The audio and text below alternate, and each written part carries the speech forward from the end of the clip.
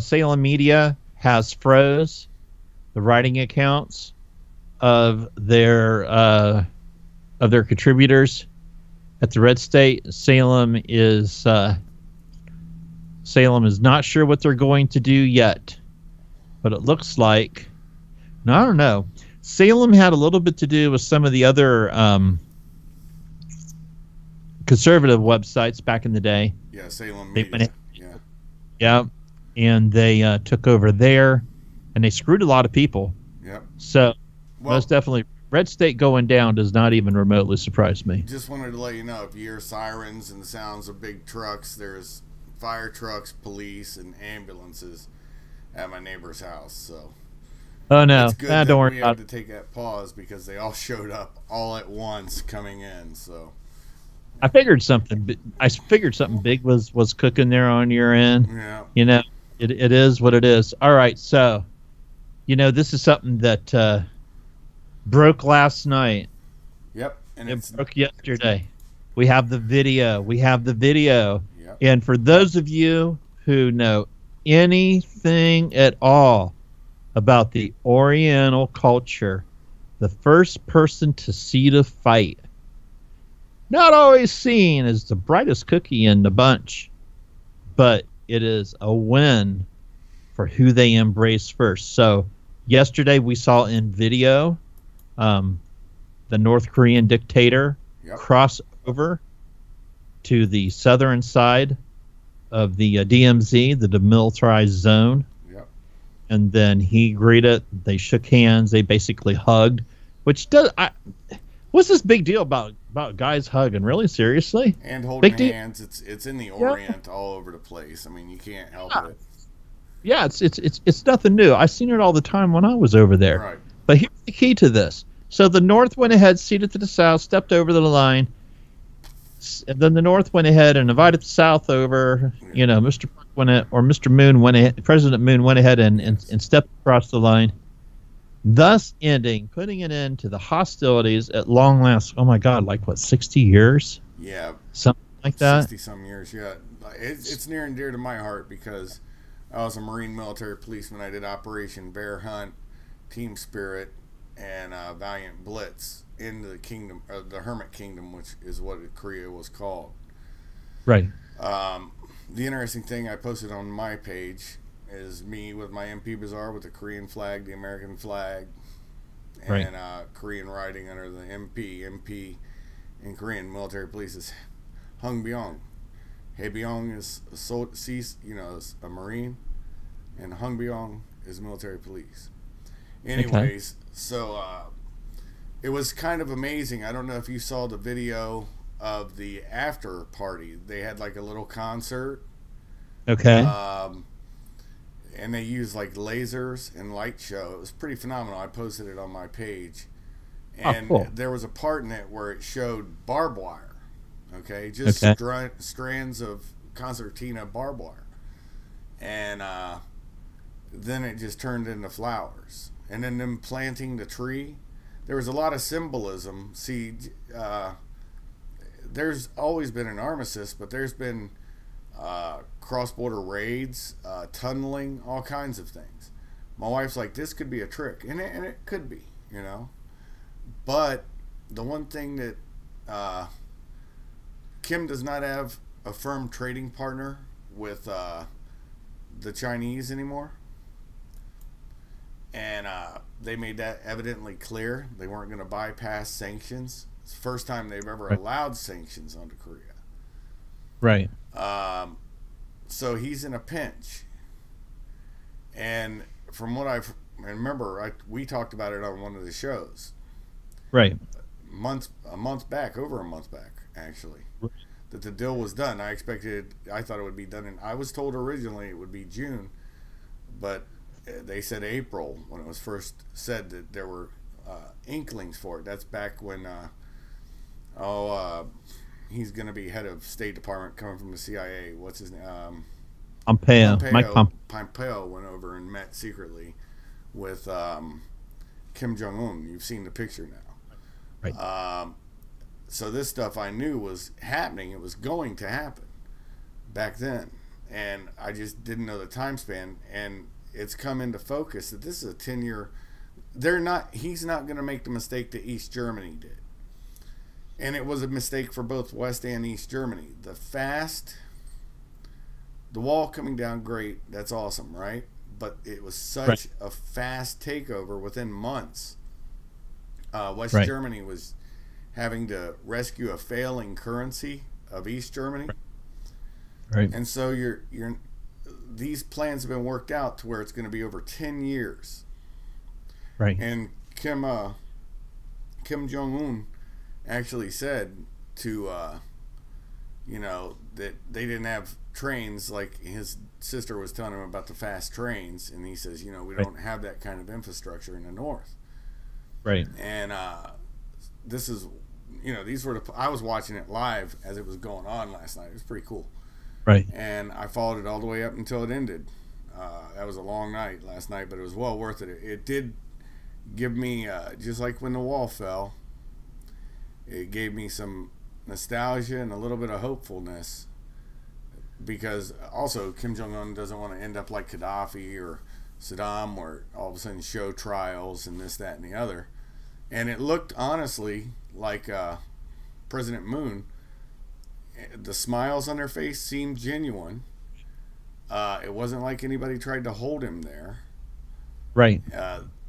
And it wasn't like Kim Jong-un tried to pull any moves on the border with just him.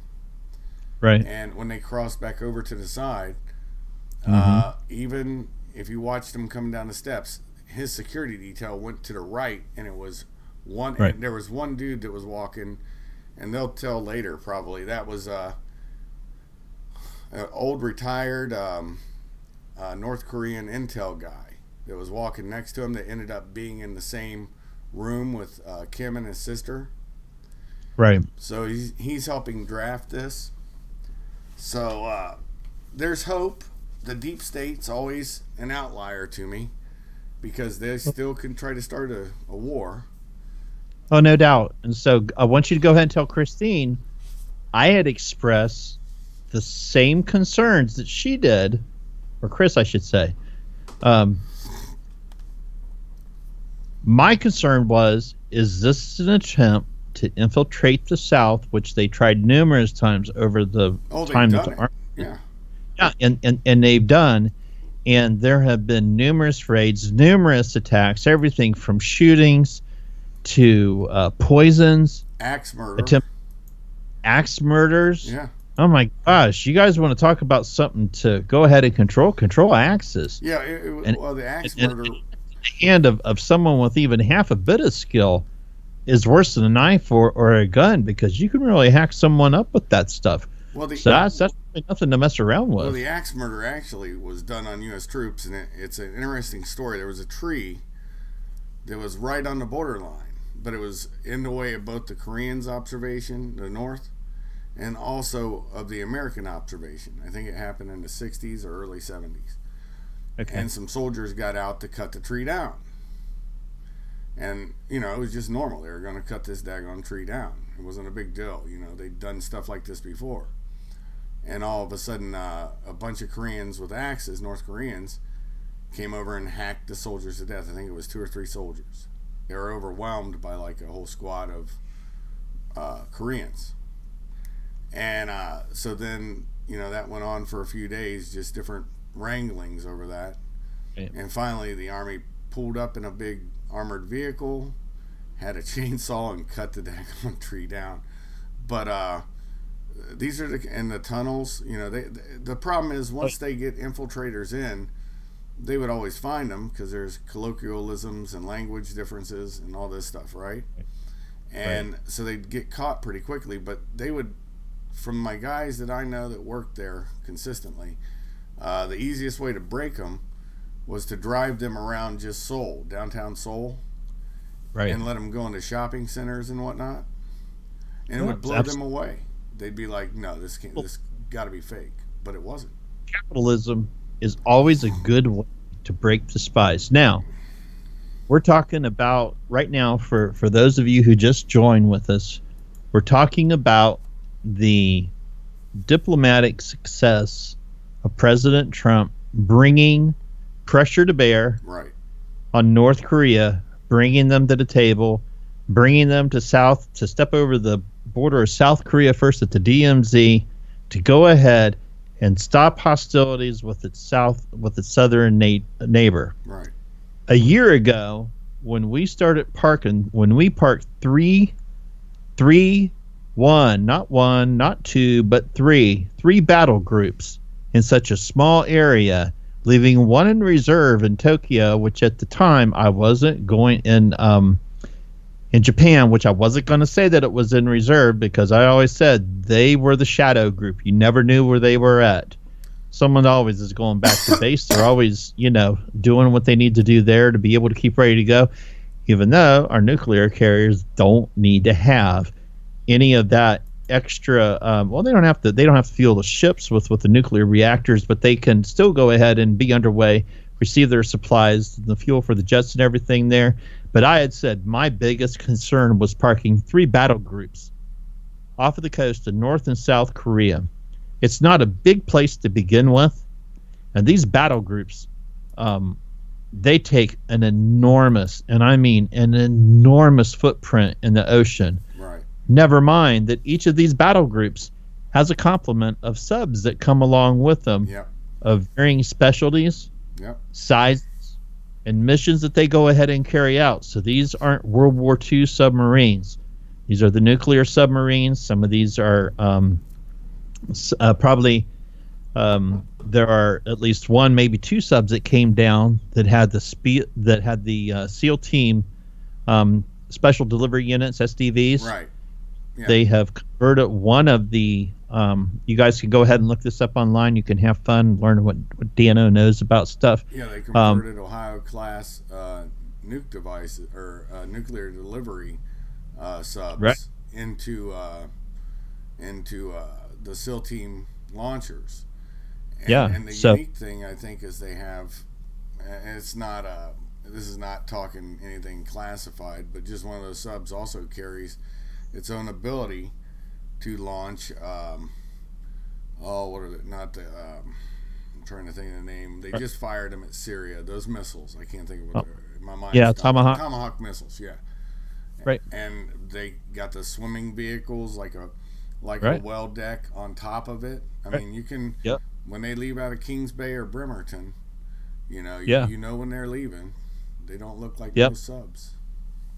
No, they don't. Not all subs look alike. So the key to why we're telling you all this, on top of the military pressure that we provided, that Japan provided, the limited ability of what South Korea can go ahead and provide in the grand scheme of things.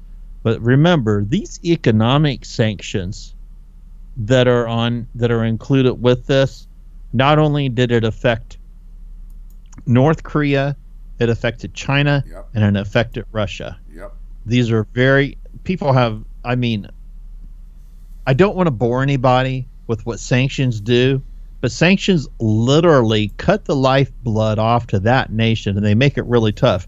I'm sure the OPEC states right now are really digging us with the price of fuel going back up, because they'll finally at last be able to go ahead and jump in their gas hogs and be able to take a ride around and purvey the kingdom.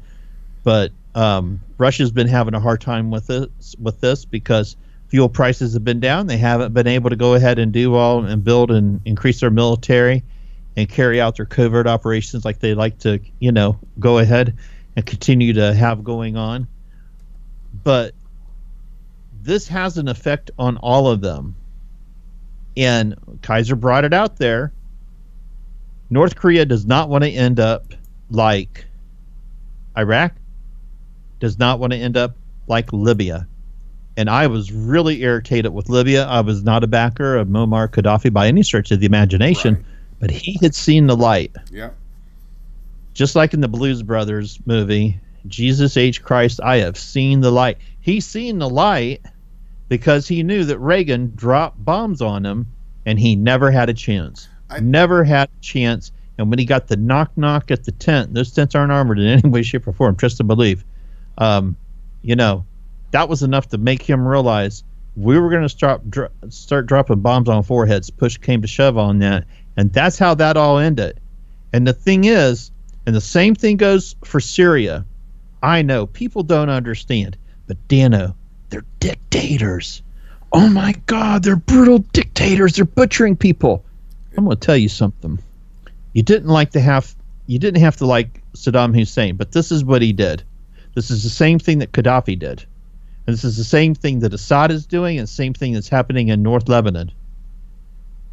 These are the regimes that keep the peace. They keep all the ethnic groups apart. They maintain a peace in various ways, some very subtle, some very brutal. Yep. They let them know. No means no, just like when you parent your kids. No means no. That's what it comes down to. It was very common when I would be training people from the Near East. I'd ask the question. Of course, I never ask about democracy because that's what they were pushing, but I would always say you're building a republic, right? Because democracy is mob rule. And they would always give me the same thing. We don't need that here. We need a leader that will give us bread when we're good. He has bread in one hand, the sword in the other. Bread when we're good, and a sword to cut our heads off when we're bad. And that's their way of living. And sadly, the American people in the West don't understand what it takes to keep people who are, by their very indoctrination and the way they're raised from childhood, they will be perpetually at war with each other. And they're savages. Well, they can be very savage to each other, yes. Well, absolutely. But the thing that I was trying to get at is the whole thing that was a catalyst, and I still find this odd, okay? And this is the only thing I wonder about. A couple days back, and it was of little note, of course, the U.S. media, I don't even think picked up on it, that I saw, was Kim Jong-un's nuclear testing site collapsed. Right. And, okay, why? How? Okay. So, why, how? Okay, so this is the question. We got a couple of different variables that we can work here, but the one thing I want to bring everyone up to speed on, and we were one of the first, I was one of the first to catch this coming from the media in China, was that China went ahead and they had told Kim Jong that if he started a nuclear war, they would invade. Yeah, that's a first. That, yeah. They did tell them that. Yeah. They told him that he would invade. As a matter of fact, it's been a year ago, come to think of it. So with this in mind, China said, you do it, you're done. We're going to invade. Right. China went ahead and they moved units up to the border. So now, Russia. You're going to be like, well, what kind of units did they move up, Dano? Well, of course, they moved up the full complement of troops and, supporting vehicles and armor, the natural things that any army would want to have. It's like walking, into a bad neighborhood without a gun. You just don't do that. But this is what they also moved up. They moved up medical and nuclear, biological, chemical units to be able to go ahead and deal with the fallout, because they thought for sure that he and his sister had totally fallen off of their rockers and were going to go ahead and turn the state of North Korea into Chernobyl. Right. That's what they were thoroughly convinced of, and they moved all these folks up because also at the same time, remember now, one thing that war does produce, Kaiser has seen this, I have seen this, it produces refugees. Yes. Mrs. Dano was in East Germany when the wall fell. They had refugees shortly before the wall fell. This is what it does. War produces refugees. It isn't unique to Syria. It isn't unique to Libya. It isn't unique to Iraq. It isn't unique to Afghanistan. This is a natural byproduct of war. Right. It is what it is. Refugee control is a major thing that military police train in, and that and enemy prisoner of war control, EPWs. So these are things that aren't foreign to me. And the normal course of this work is you maintain the refugees in a refugee center, in their home country, by the way. Okay. So if they thought they were going to turn North Korea into a cinder, a piece of charcoal from nukes, that's why they would have medical teams and radiation and nuclear, chemical, biological, teams there. They would have them there for that instance, for decon, for measurements, winds, to find out if the nuclear fallout was heading towards China, which could also bring China into the war, except it would be an exchange from continent to continent. Russia has a 13-mile border, and they amassed troops there too. People forget that. That small little portion of Russia, they had their troops there too. And from satellite confirmation, we've confirmed that the Chinese have not been letting goods and services cross into their country from North Korea. Right. And that's always been their workaround. So you have what I believe you're having right now is even the North's leadership's having a problem living their lifestyle. Yeah, they're probably, I guess some folks that don't have an eye for it. I guess we veterans have an eye for these things. It's just things that we're taught. It isn't what you're taught in boot camp. It isn't what you're taught in A school, if that's what they still call it, the Navy. It isn't what they teach in ATI. This is stuff you learn when you're out on the job. This is stuff that they go ahead and they disseminate over to you over a period of time. Right. This is stuff that as you go back and you watch the historic films from World War II, whether it be on the Allied side or whether it be on the Axis side, you can see the way that they dress, the way they carry themselves, the physical, psychological ways that they go ahead and they function when these things keep taking place. This is something that's critical that you're able to go ahead and identify. And then, I was thinking about this, Kaiser. Could you imagine how many snipers that they had on the north and the south side of the border? Yeah, it was a complete. That's tense. Well, here's the thing that I noticed. I noticed that you had north and south on both sides. If that makes sense, before it happened, and then after it, you'll see there's a quick. The South escorted his vehicle till it turned off, and then you saw, if you were looking, people from the North walking, not running, so they weren't, going to be defecting, because they would have shot them. Right. You saw people from the North coming south in a couple different areas, and that probably would have been, people that were there that they've probably actually been training together for a couple weeks, or at least meeting each other, discussing plans on how to do this. You never, like I said in the one episode about a month and a half, I don't know what it was ago, when I said this is what was going to happen. I said it takes time for leaders to meet, and no leader is going to meet unless they understand the outcome. The one time that it did happen was in Reykjavik, and it was just because Gorbachev said something Reagan didn't want. He was not prepared to do that. Gorbachev brought something new to the table, and Reagan walked out. But I got a feeling Kim Jong-un, he knows what he needs to do to at least salvage a little fiefdom and turn North Korea into like an oligarchy like you see in China. Right. And as long as the Chinese are happy with him, he will live a long life. Oh, definitely. Definitely. Do you see that happening? It's this is, man, this is really cool. Yeah. I've been alive when the wall fell. Yeah. I was alive when the North crossed over to the South and gave up. That is so key. The reason that this is key, my father is a Korean War veteran. He wasn't on the ground. He was in the Air Force. Right.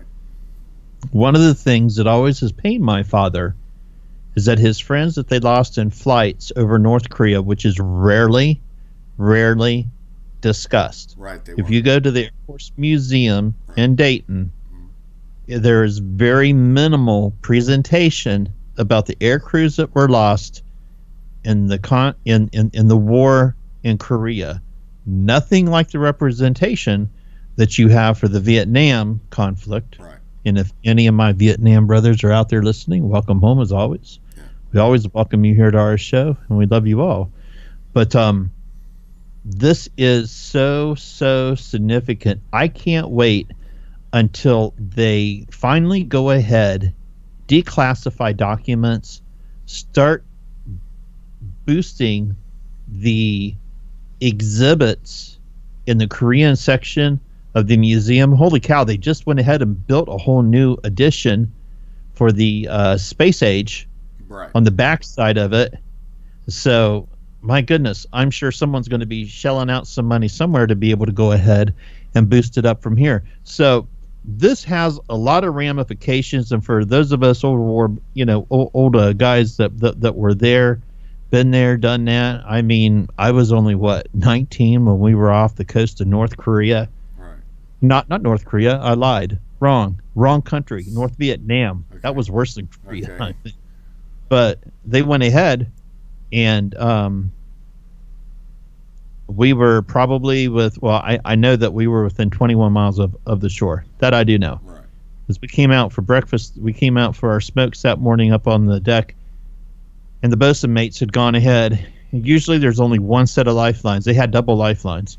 No one was allowed to cross over into the area of the second lifeline areas in between towards the exterior of the ship, because if anyone fell over the side, they would make one, maybe two swipes to come and get you, and other than that, they would have denied that you were even there. Right.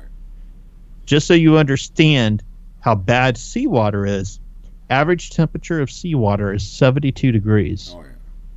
Your survival rate in salt water that is 72 degrees is approximately 8 minutes. Right.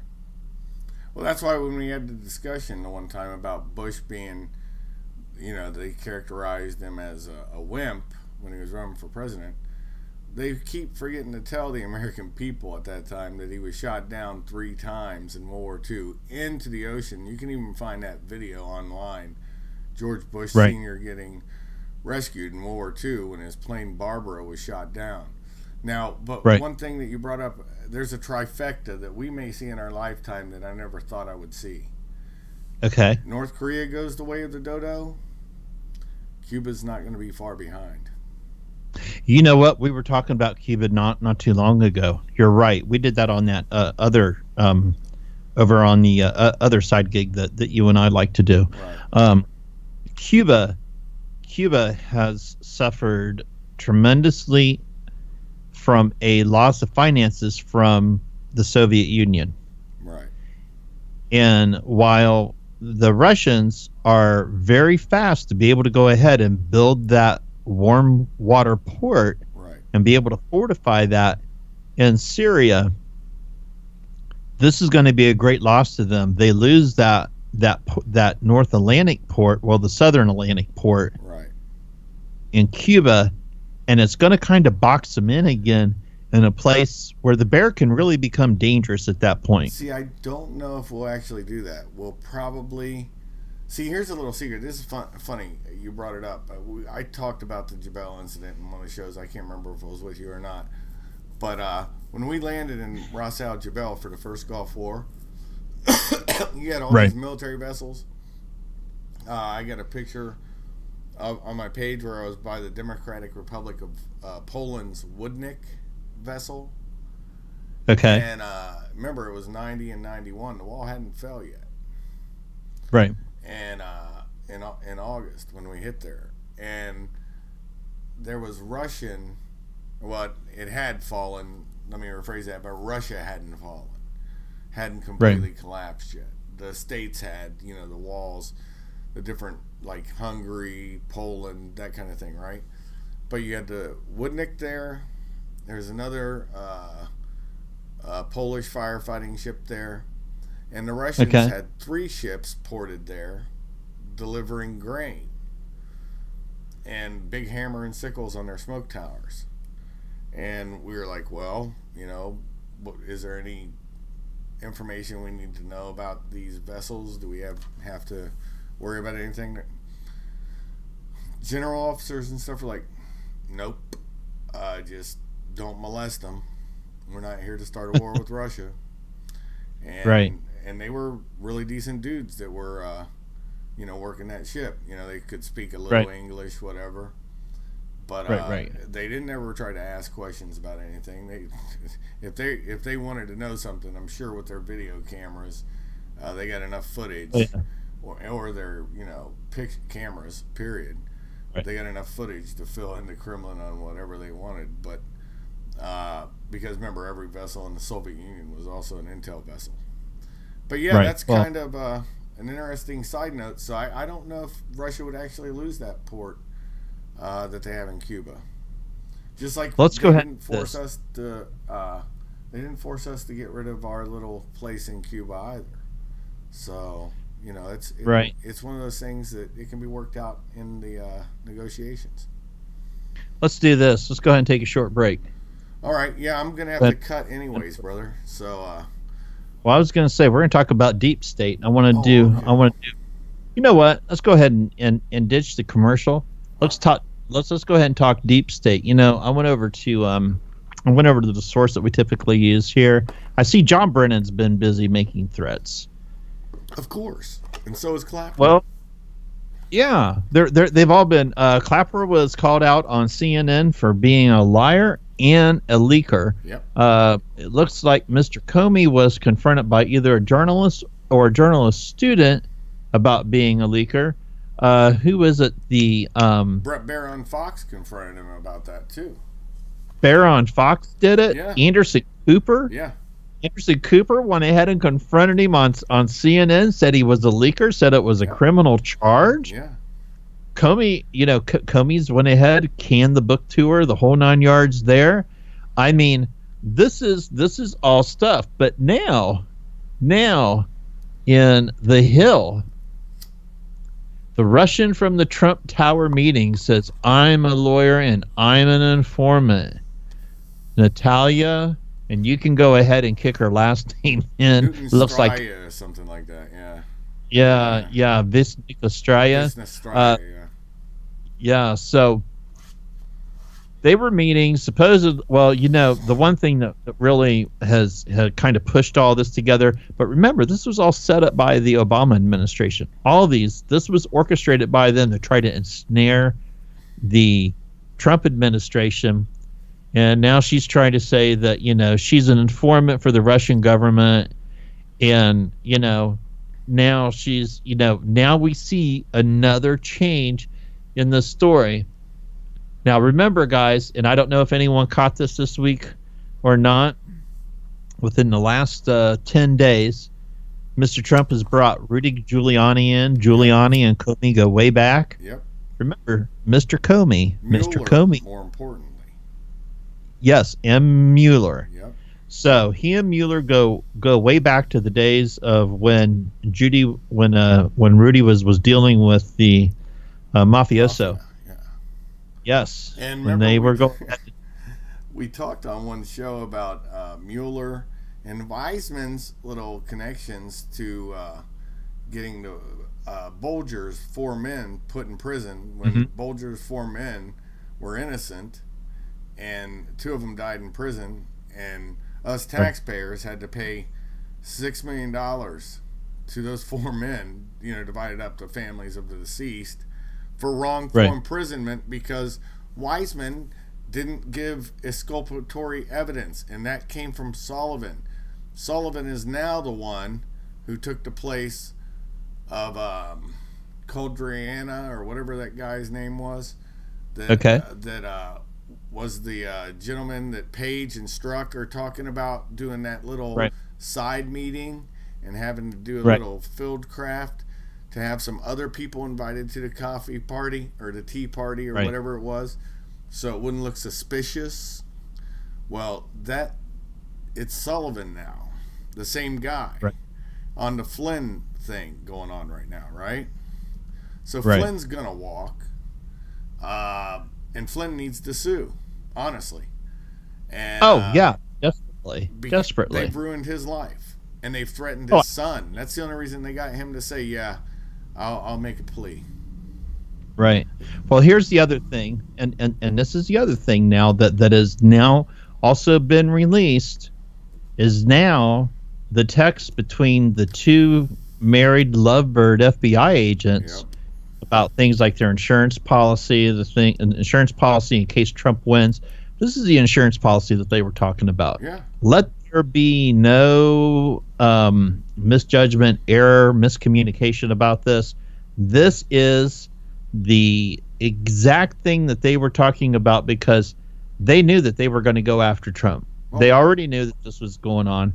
The Obama administration set these traps for them. But remember, it was the Obama administration that set all these interactions up.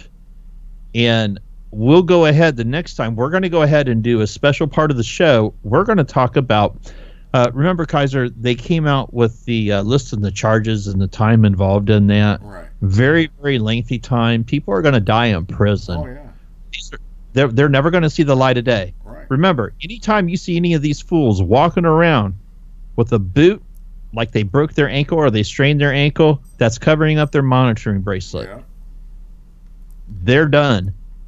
I don't think that you're going to see Hillary go anywhere. I'm surprised Bill is allowed to go anywhere, if he can go anywhere at all.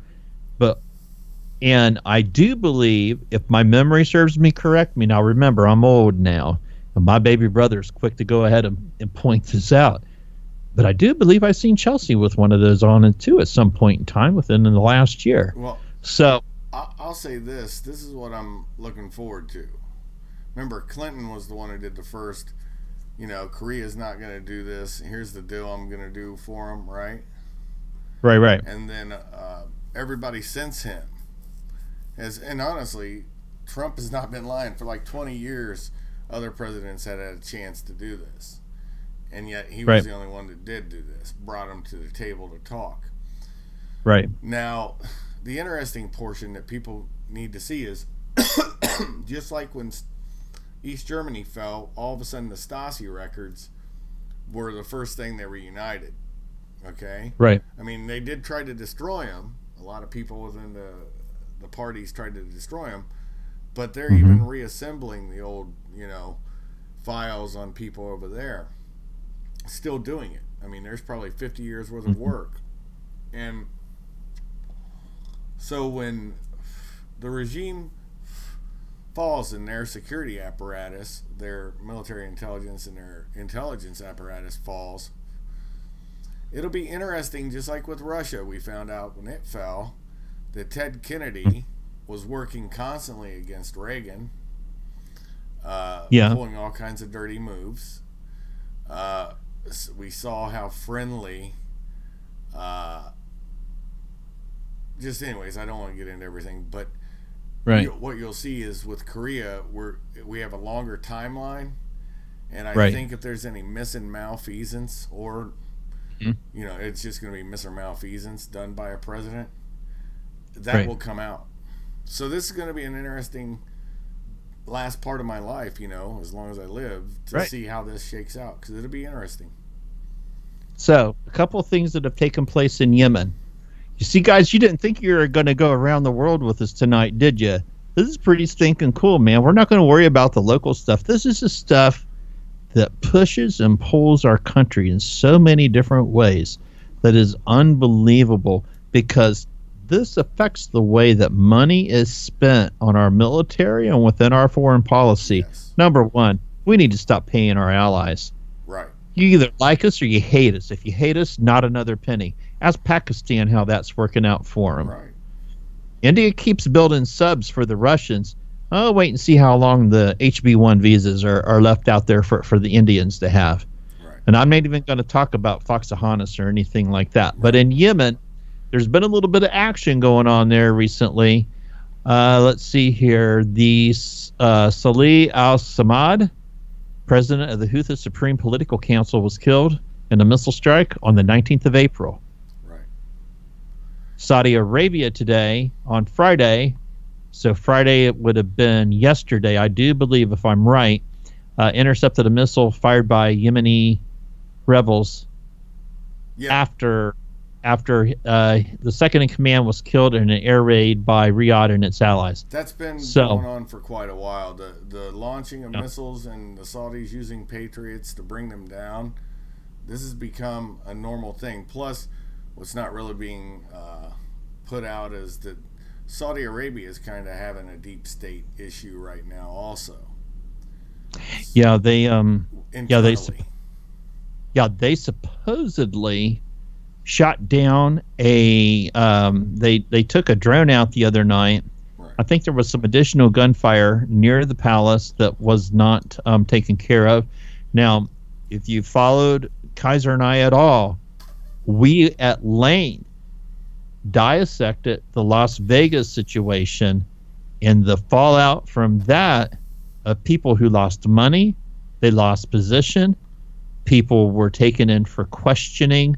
Yes, it's the torture because you aren't going to get the soft kid glove treatment that you get here in the United States when it happens overseas. No. There was one individual who committed suicide. He was given a choice, either or. Right. Either you do it or we'll do it. Right. And we all know how this works in these other countries. But the most important thing to remember, the missile that was fired from Yemen, it's an Iranian missile. Right. So Iran has been put on notice. And on the other channel the other night, we were talking about the press conference that I hate press conferences. It's horrible. Right. It's like going to the it's like going to the urologist and waiting for a test to come back. Right. It just takes for freaking ever. But one of the things I'm going to tell you is this. The French so badly want us to cave to the European demands of the EU. Right. Not going to happen. Not going to happen. They can kick rocks with flip-flops in a minefield in Iraq or Afghanistan or wherever it is that the mines are at. It doesn't matter. It ain't going to happen. But herein lies the deal. Earlier this week, on Monday, Mr. Trump stated that we very well could decertified, pull out of the treaty with Iran, which is no stinking treaty. Right. All it was just a freaking payday for them. That's all that shit. Right. Yeah, that's all that was, freaking payday. Yeah. So they can go ahead and fund Hezbollah some more without going and being affected. But Iran said that we will pay a heavy price if we back out. Iran really, honestly, gang, I'm here to tell you something. They're pretty limited in the grand scheme of things. Fortunately, we have, the Gulf is a pretty busy place right now. We got a lot of battle groups over there. Between that and everything that's coming off the coast of North Korea right now. So again, our aircraft carriers are doing the lion's share of the work. They're out there with their battle groups and they're out there working hard. So we probably have, I'm going to guess, 4 to 5 battle groups between Southeast Asia and the Arabian and the area there in the Middle East. That's a lot of aircraft. 1, 2, it's a lot of ships. 3, it's a lot of missiles. From the subs, the ships, what we arm planes with. Typical carrier will probably host anywhere between 7 and 9 right. various air wings for special jobs that they do. Right. So you figure get about 5 of those. You get those in there. You're looking at anywhere between 8 to 9 aircraft. You go ahead and you start taking my information that I give you. You start plotting this out. And you start looking just at the aircraft carriers alone, you're going to have anywhere between, I would say, 200 to 500 aircraft just on the aircraft carriers alone. This doesn't include what we have on land base. The interesting thing, when you're bringing up naval power, nobody's paying attention to China has emerged now as a major naval power to rival ours. They have. And so China has now come to play in the Mediterranean, for those of you who are not on board with the terminology. But they've also been going ahead and they've been posturing down in the South China Sea, where they built these artificial islands down around. I'll get my mind in a moment. I didn't lose my marbles, little brother, baby brother. I see you out there. That would be south of the Philippines. Right. So the bad news for China is we've already got 3 battle groups that can quickly divert and deal with that situation. Right. Push comes to shove. Right. So China really knows not to push that situation in the Philippines too terribly hard.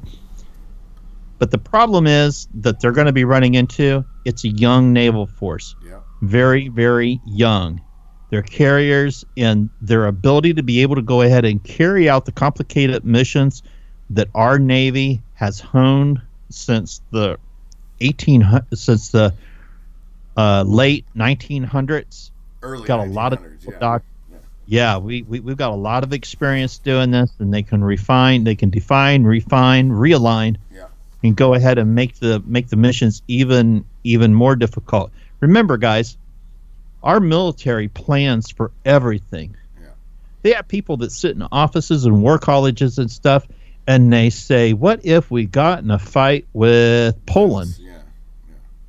They come up with contingency plan for everything. We don't want to get too deep on the contingency level, but what I'll say that's interesting that I'm seeing is with the whole Syria thing that's being proven to be a hoax. The OPCW, got fired upon, not by us, not by Assad.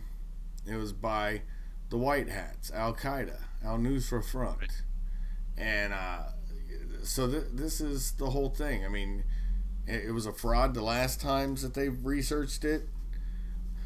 It's always been come to bear that it was like bleach or something. This doesn't even look like it was any chemical at all. The worst chemical they were giving these kids was the daggone inhalers. Could you imagine forcing some kid that doesn't have an issue with asthma to use an inhaler, and the way they were using it to spray? And the doctors looked like they were like 14, 13 years old. So, that was a total fraud. And they're interviewing kids that supposedly died that day. They're interviewing them with their fathers. I mean, the truth is coming out on this stuff. Hopefully Trump quits listening to some of the people in his cabinet about Syria and just lets Assad sort this out. I mean, it makes no sense for Assad, who's winning, to say, "Hey, I'm winning. Let me turn the whole world against me and gas my own people." Right. That doesn't even make any sense, any military or madman sense. So, well, we will go ahead and we're gonna go ahead and we're gonna research some information while we're gone. Hey, real quick, for all you guys from back in the 70s, I am from back in the 70s. I'm not old, so get out of my hair, man. I'm just gonna tell you now, before anyone starts filling the box with a bunch of garbage, I'm gonna tell you something. ABBA's back together after 35 years. They're going to record another. They're going to go ahead and they're going to start recording again. That's ABBA cool. only had one tour in the United States at their prime. So this is really interesting because the ladies have said, no, we want nothing to do with this. Now, all of a sudden, after 35 years, they're going to go ahead and do this again. So aside from politics, we're going to go back to music. Music is the lifeblood. With that, I'm going to step on out. Everybody have a good old night. Dano's going to enjoy some music with y'all. And all right. Old Kaisers Kastle is going to stop his stream. Everybody all have right, a you blessed stop night. stream, brother? Yes. We'll catch up with you and do an episode at KTRN here a little bit later on in the week. Okay? Sounds great. God bless. Mm-hmm. Thank you, brother. Bye-bye. All right.